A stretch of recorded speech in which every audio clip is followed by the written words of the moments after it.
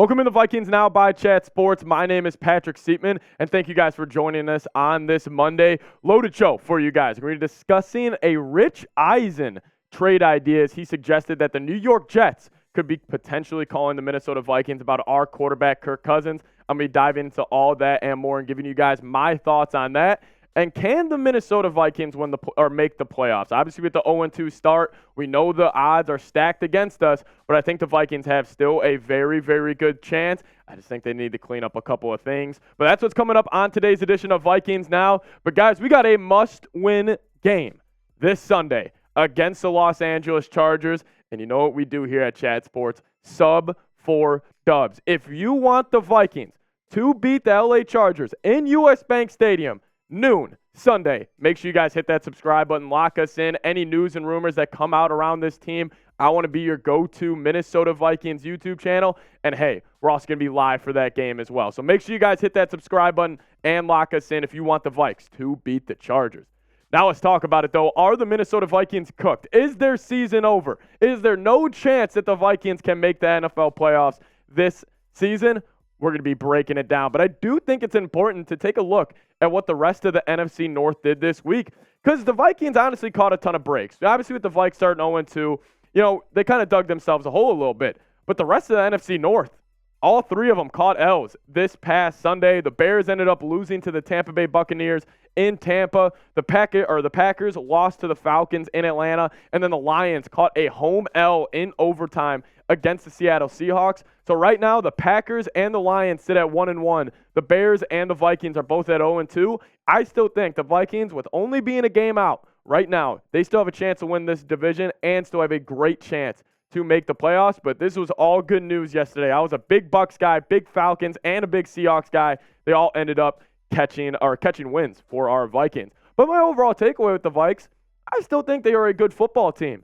You just got to clean up the damn turnovers. Like, if the Vikings don't turn the ball over 4 times in Philly, we go win that game. The Brandon Pohl punt return, when he was all the way down to the 30-yard line in Eagles territory, that was a brutal fumble. Then, obviously, we know the fumble that Jefferson had at the end of the first half when it ended up being a touchback for the Eagles. That was brutal. And then, obviously, the Alexander Madison fumble, the Kirk Cousins strip sack. Kirk's got to take care of the ball a little better anyways. But I do think this Vikings team, I can make an argument. This team right now at 0-2 is a better football team than the one that won 13 games last season. It's going to come down to turnovers, and they just need to clean it up because the Vikings are making history right now. The Vikings have lost 6 fumbles this season. 6 fumbles in 2 games. That is the most by any team in the first 2 games over the last 20 seasons. Think about that. And the Vikings are honestly, listen, they're losing close games here. It's not like they're getting blown out and turning the ball over. Then I would have another, kind of thought on this whole situation. But we're losing close games in Philly with turning the ball over 4 times. Listen, I'm not saying the world's collapsing on the Vikes. I think this is a good football team. Just clean up the turnovers. And 3 guys are specifically playing very well for this team. Justin Jefferson, 309 yards, first in the NFL in receiving. Kirk Cousins, 708 yards passing, second in the NFL, only behind Tua. And then this man right here, everybody called him wash. Everybody said it. Danielle Hunter is not the same guy anymore. Well, right now, through 2 weeks in the NFL season, Danielle Hunter is leading the entire league in sacks with 4. These are the faces of the franchise, and they are carrying this team right now. And I didn't even get to mention a guy like Brian O'Neill, who has only allowed 1 pressure this entire year. A guy like Christian Darrisaw, who looked great against the Tampa Bay Buccaneers. This team has playmakers, and the stars are playing well. It's just going to come down to cleaning up the turnovers and executing late in the fourth quarter just a little bit better. And I think this Vikings team could actually go on a run because this defense is also looking pretty good as well. But I got to ask you guys, do you believe in this Vikings team? Give me a Y for yes or give me an N for no down in the comment section. This is going to be the pinned comment on today's video. So YouTube, they're going to throw you an ad break right now. Go down, let it play, and answer today's pinned comment, and then scroll right back on up, and we'll talk about Kirk Cousins going to the Jets. Let's do it, though. Rich Eisen suggested it on his show last Friday. Kirk Cousins to the Jets. Obviously, we know Aaron Rodgers. He just had that brutal torn Achilles, and he was actually saying that he could maybe return for a playoff run. But Rich Eisen, he suggested it. Kirk Cousins to the Jets. My initial reaction, though, I will only consider this. All my thoughts right now that you are about to hear, if the Vikings lose this week. That is the only time I will consider moving off Kirk Cousins right now, because you're not going to trade him if the Vikings win this week. That would just be punting on the season. That would send a terrible message to your fans, to the rest of the team, and especially the number 18, Justin Jefferson, where he's like, man, me and Kirk just combined for 309 yards for the first 2 weeks. Now you're just going to trade him? So I'm only considering this if the Vikings lose this week. However, it does make some sense, and we'll get into that in here just a second, because I'll tell you what, if the Vikings do go 0-3, their season is most likely over. Obviously, you have that outside chance of whatever is going to happen, but it does make some sense. And I'll be giving you guys 4 reasons on why it does here in a second. But I do want to give a big-time shout-out to Game Time, a new sponsor we have here on Vikings Now. And if you guys head to Game Time and use this code VikingsChat, you guys will get $20 off your first purchase. Listen, they got flash deals and last-minute tickets, and buying tickets to your favorite events should not be stressful whatsoever. Game Time is the fast and easy way to buy tickets for all sports, music shows, comedy shows, and any theater near you. Listen, me and my buddies about 2 weeks ago, we went to the North Carolina-South Carolina college football matchup, and what did we use to get our tickets?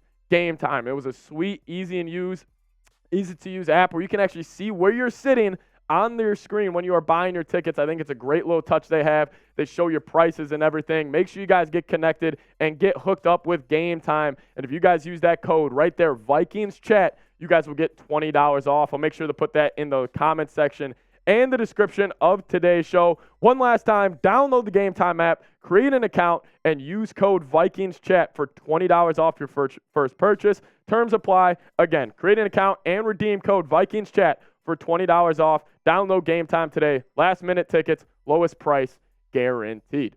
So let's talk about it. Why does it make sense that Kirk Cousins could end up with the New York Jets? Number one reason for me from the Jets' perspective, they need a real quarterback. This is a very good roster. You got weapons on offense. You got a top 10 defense. You just need a quarterback, because the Jets, they aren't going anywhere with Zach Wilson. The Cowboys-Jets game yesterday, listen, it was just a huge difference at that quarterback battle. I mean, the Cowboys absolutely dominated that Jets team. Obviously, the Cowboys, tremendous defense. I get it. But they made Zach Wilson look like a college quarterback. And I do think this Jets team, they overall have a lot of talent. I love what they have on the defensive side of football with Quinnen Williams, Sauce Gardner, really good linebackers, a great, I think, in my opinion, defensive-minded head coach. And even offensively, you got Garrett Wilson, you got Lazard, Mecole Hardman, you got a lot of weapons on that side of the football. Breece Hall, even our guy Dalvin Cook. I just think they need a quarterback. And I think that guy, maybe it could be Kirk Cousins if the Jets are saying, we just want a guy to come in here for 1 year, step in for Rodgers while he's recovering. Maybe they say, we'll throw Vikings a couple draft picks and go get our man Kirk. And my number 2 reason. Again, this is if the Vikings lose this week. Do not get mad at me. But the Vikings could try and tank if they lose this week and fall to 0-3.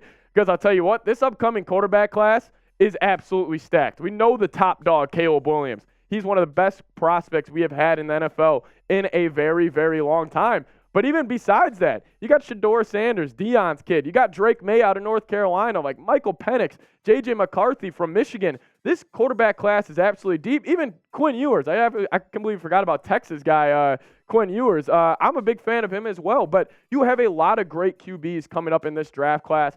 Vikings fall to 0-3, and with Kirk still, only on this 1-year deal, like, maybe the Vikings could be saying, hey, we're 0-3. We're not going anywhere. We could go get some draft capital for Kirk and then maybe try to, consolidate all those draft assets and move up and try to get a guy like Drake May or JJ or Shedeur Sanders, whoever it may be. Just something to consider. Again, only if the Vikings lose this week. Number 3, Kirk wants to win. He has been very vocal about this.